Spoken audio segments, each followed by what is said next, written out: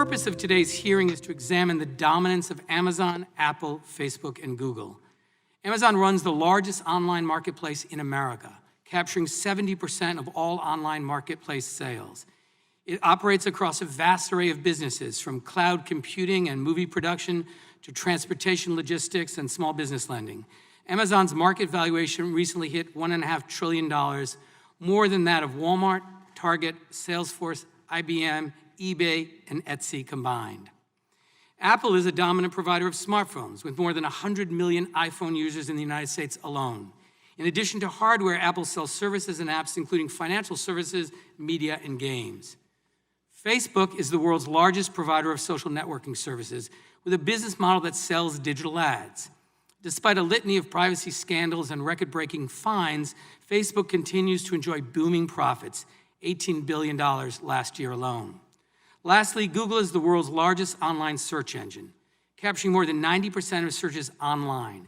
It controls key technologies and digital ad markets and enjoys more than 1 billion users across 6 products, including browsers, smartphones, and digital maps. Prior to the COVID-19 pandemic, these corporations already stood out as titans in our economy. In the wake of COVID-19, however, they're likely to emerge stronger and more powerful than ever before. Many of the practices used by these companies have harmful economic effects. They discourage entrepreneurship, destroy jobs, hike costs, and degrade quality. Simply put, they have too much power. Concentrated economic power also leads to concentrated political power. This investigation also goes to the heart of whether we, as a people, govern ourselves or whether we let ourselves be governed by private monopolies. I was born into great wealth. Not monetary wealth, but instead the wealth of a loving family. A family that fostered my curiosity and encouraged me to dream big. My mom, Jackie, had me when she was a 17-year-old high school student in Albuquerque. Being pregnant in high school was not popular. The school tried to kick her out, but she was allowed to finish after my grandfather negotiated terms with the principal. She couldn't have a locker, no extracurriculars, and couldn't walk across the stage to get her diploma. She graduated and was determined to continue her education, so she enrolled in night school, bringing me, her infant son, to class with her throughout. My dad's name is Miguel. He adopted me when I was 4. He was 16 when he came to the US from Cuba by himself shortly after Castro took over. My dad didn't speak English, and he did not have an easy path. What he did have was grit and determination. He received a scholarship to college in Albuquerque, which is where he met my mom. Together with my grandparents, these hardworking, resourceful, and loving people made me who I am. I walked away from a steady job on Wall Street into a Seattle garage to found Amazon, fully understanding that it might not work. It feels like just yesterday I was driving the packages to the post office myself, dreaming that one day we might afford a forklift. Customer obsession has driven our success, and I take it as an article of faith that customers notice when you do the right thing. You earn trust slowly, over time, by doing hard things well, delivering on time, offering everyday low prices, making promises and keeping them, and making principled decisions, even when they are unpopular. And our approach is working. 80% of Americans have a favorable impression of Amazon overall. Who do Americans trust more than Amazon to do the right thing? Only their doctors and the military. The retail market we participate in is extraordinarily large and competitive. Amazon accounts for less than 1% of the $25 trillion global retail market and less than 4% of US retail. There's room in retail for multiple winners. We compete against large, established players like Target, Costco, Kroger, and of course, Walmart, a company more than twice Amazon's size. 20 years ago, we made the decision to invite other sellers to sell in our store, to share the same valuable real estate we spent billions to build, market, and maintain. We believe that combining the strengths of Amazon's store with the vast selection of products offered by third parties would be a better experience for customers, and that the growing pie of revenue and profits would be big enough for all. We were betting that it was not a zero-sum game. Fortunately, we were right. There are now 1.7 million small and medium-sized businesses selling on Amazon. The trust customers put in us every day has allowed Amazon to create more jobs in the United States over the past decade than any other company. Hundreds of thousands of jobs across 42 states. Amazon employees make a minimum of $15 an hour, more than double the federal minimum wage. And we offer the best benefits, benefits that include comprehensive health insurance, 401k retirement, and parental leave, which includes 20 weeks of paid maternity leave. More than any place on earth, entrepreneurial companies start, grow, and thrive here in the US. We nurture entrepreneurs and startups with stable rule of law, the finest university system in the world, the freedom of democracy, and a deeply accepted culture of risk-taking. Of course, this great nation of ours is far from perfect. Even as we remember Congressman John Lewis and honor his legacy, we're in the middle of a much-needed race reckoning. We also face the challenges of climate change and income inequality, and we're stumbling through the crisis of a global pandemic. Still, with all of our faults and problems, the rest of the world would love even the tiniest sip of the elixir we have here in the US. Immigrants like my dad see what a treasure this country is. They have perspective and often can see it even more clearly than those of us who were lucky enough to be born here. It is still day one for this country, and even in the face of today's humbling challenges, I have never been more optimistic about our future. At its heart, a discussion about competition is a discussion about opportunity. This has never been more important as the global pandemic poses dual challenges to our health and our economy. Expanding access to opportunity through technology is personal to me. I didn't have much access to a computer growing up in India, so you can imagine my amazement when I arrived in the US for graduate school and saw an entire lab of computers to use whenever I wanted. Accessing the internet for the first time set me on a path to bring technology to as many people as possible. It inspired me to build Google's first browser, Chrome. I'm proud that 11 years later, so many people experience the web through Chrome for free. Google takes pride in the number of people who choose our products. We are even prouder of what they do with them. From the 140 million students and teachers using G Suite for education to stay connected during the pandemic, to the 5 million Americans gaining digital skills through Grow with Google, to all the people who turn to Google for help, from finding the fastest route home to learning how to cook a new dish on YouTube. Google's work would not be possible without the long tradition of American innovation, and we are proud to contribute to its future. We employ more than 75,000 people in the US across 26 states. The Progressive Policy Institute estimated that in 2018, we invested more than $20 billion in the US, citing us as the largest capital investor in America that year, and one of the top 5 for the last 3 years. One way we contribute is by building helpful products. Research found that free services like search, Gmail, Maps, and Photos provide thousands of dollars a year in value to the average American. And many are small businesses using our digital tools to grow. Stone Dimensions, a family-owned stone company in Pewaukee, Wisconsin, uses Google My Business to draw more customers. Gills Appliances, a family-owned appliance store in Bristol, Rhode Island, credits Google Analytics with helping them reach customers online during the pandemic. Nearly 1/3 of small business owners say that without digital tools, they would have had to close all or part of their business during COVID. Another way we contribute is by being among the world's biggest investors in research and development. At the end of 2019, our R&D spend had increased tenfold over 10 years, from $2.8 billion to $26 billion, and we have invested over $90 billion the last 5 years. Our engineers are helping America remain a global leader in emerging technologies like artificial intelligence, self-driving cars, and quantum computing. Just as America's technology leadership is not inevitable, Google's continued success is not guaranteed. New competitors emerge every day, and today users have more access to information than ever before.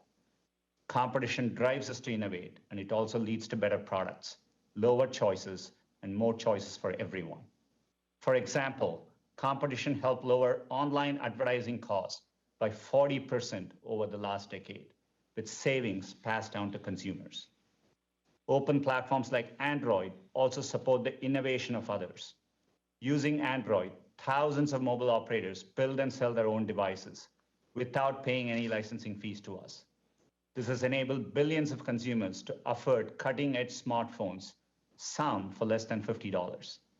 Whether building tools for small businesses or platforms like Android, Google succeeds when others succeed. Competition also sets higher standards for privacy and security.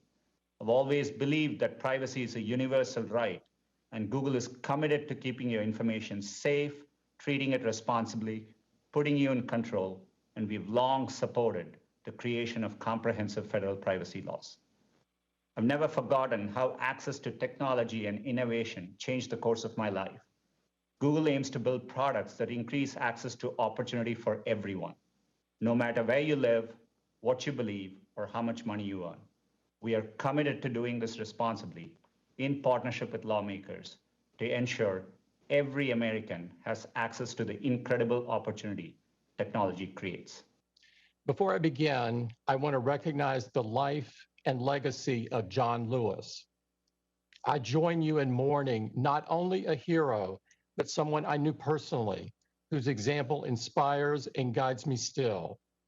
Every American owes John Lewis a debt, and I feel fortunate to hail from a state and a country that benefited so profoundly from his leadership. My name is Tim Cook. I've been Apple's CEO since 2011 and a proud employee of this uniquely American company since 1998. At Apple, we make ourselves a promise and our customers a promise. It's a promise that we'll only build things that make us proud. As Steve put it, we only make things that we'd recommend to our family and friends. You can try to define this difference in a lot of ways. You can call it the seamless integration of hardware and software. You can call it simplicity of design or a great ecosystem. All of those things are true.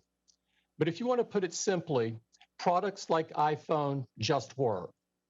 When customers consistently give iPhone a 99% satisfaction rating, that's the message they're sending about the user experience. But we also know that customers have a lot of choices and that our products face fierce competition. Companies like Samsung, LG, Huawei, and Google have built successful businesses with different approaches. We're okay with that. Our goal is the best, not the most. In fact, we don't have a dominant share in any market or in any product category where we do business. What does motivate us is that timeless drive to build new things that we're proud to show our users. We focus relentlessly on those innovations, on deepening core principles like privacy and security, and on creating new features. In 2008, we introduced a new feature of the iPhone called the App Store. Launched with 500 apps, which seemed like a lot at the time, the App Store provided a safe and trusted way for users to get more out of their phone. We knew the distribution options for software developers at the time didn't work well. Brick and mortar stores charged high fees and had limited reach. Physical media like CDs had to be shipped and were hard to update. From the beginning, the App Store was a revolutionary alternative. App Store developers set prices for their apps and never pay for shelf space. We provide every developer with cutting-edge tools like compilers, programming languages, and more than 150,000 essential software building blocks called APIs. The App Store guidelines ensure a high-quality, reliable, and secure user experience. They are transparent and applied equally to every developer. For the vast majority of apps, developers keep 100% of the money they make. The only apps that are subject to a commission are those where the developer acquires a customer on an Apple device and where the features or services would be experienced and consumed on an Apple device. In the App Store's more than 10-year history, we have never raised the commission or added a single fee. In fact, we've reduced it for subscriptions and exempted additional categories of apps. I'm here today because scrutiny is reasonable and appropriate. We approach this process with respect and humility, but we make no concession on the facts. What began as 500 apps is now more than 1.7 million, only 60 of which are Apple software. If Apple is a gatekeeper, what we've done is open the gate wider. We want to get every app we can on the store, not keep them off. The App Store's economic contributions are significant. The ecosystem is responsible for 1.9 million jobs in all 50 states, and it facilitated $138 billion in commerce in the US in 2019 alone. I share the committee's belief that competition promotes innovation, that it makes space for the next great idea, and that it gives consumers more choices. Since Apple was founded, these things have defined us. The first Mac brought opportunity and possibility into the home. The iPod helped musicians and artists to share their creations and be paid fairly for it. This legacy does much more than make us proud. It inspires us to work tirelessly to make sure tomorrow will be even better than today. Before I begin, I want to add my voice to those honoring Congressman John Lewis and his service to our country. America has lost a real hero who never stopped fighting for the rights of every person. Chairman Cicilline, Ranking Member Sensenbrenner, and members of the subcommittee, thank you for the opportunity to testify. The tech industry is an American success story. The products we build have changed the world and improved people's lives. Our industry is one of the ways that America shares its values with the world and one of our greatest economic and cultural exports. Facebook is part of this story. We started with an idea to give people the power to share and connect, and we've built services that billions of people find useful. I'm proud that we've given people who've never had a voice before the opportunity to be heard, and given small businesses access to tools that only the largest players used to have. Since COVID emerged, I'm proud that people have used our services to stay in touch with friends and family who they can't be with in person, and to keep their small businesses running online when physical stores are closed. I believe that Facebook and the US tech industry are a force for innovation and empowering people, but I recognize that there are concerns about the size and power of tech companies. Our services are about connection, and our business model is advertising, and we face intense competition in both. Many of our competitors have hundreds of millions or billions of users. Some are upstarts, but others are gatekeepers with the power to decide if we can even release our apps in their app stores to compete with them. In many areas, we're behind our competitors. The most popular messaging service in the US is iMessage. The fastest growing app is TikTok. The most popular app for video is YouTube. The fastest growing ads platform is Amazon. The largest ads platform is Google. And for every dollar spent on advertising in the US, less than 10 cents is spent with us. We're here to talk about online platforms, but I think the true nature of competition is much broader. When Google bought YouTube, they could compete against the dominant player in video, which was the cable industry. When Amazon bought Whole Foods, they could compete against Kroger's and Walmart. When Facebook bought WhatsApp, we could compete against telcos who used to charge 10 cents a text message, but not anymore. Now people can watch video, get groceries delivered, and send private messages for free. That's competition. New companies are created all the time, all over the world. And history shows that if we don't keep innovating, someone will replace every company here today. And that change can often happen faster than you expect. Of the 10 most valuable companies a decade ago, only 3 still make that list today. And if you look at where the top technology companies come from, a decade ago, the vast majority were American. Today, almost half are Chinese. Aside from competition, there are other serious issues related to the internet, including questions about elections, harmful content, and privacy. And while these are not antitrust issues and are not specifically the topic of today's hearing, I recognize that we are often at the center of these discussions. We build platforms for sharing ideas, and important debates play out across our services. I believe that this ultimately leads to more progress, but it means we often find ourselves in the middle of deep disagreements about social issues and high-stakes elections. I personally don't believe that private companies should be making so many decisions about these issues by themselves. And that's why last year, I made the case that there needs to be new regulation for the internet. Facebook stands for a set of basic principles: giving people voice and economic opportunity, keeping people safe, upholding democratic traditions like freedom of expression and voting, and enabling an open and competitive marketplace. These are fundamental values for most of us, but not for everyone in the world. Not for every company we compete with or the countries they represent. And as global competition increases, there is no guarantee that our values will win out. I'm proud of the services we build and how they improve people's lives. We compete hard. We compete fairly. We try to be the best. That's what I was taught matters in this country. And when we succeed, it's because we deliver great experiences that people love.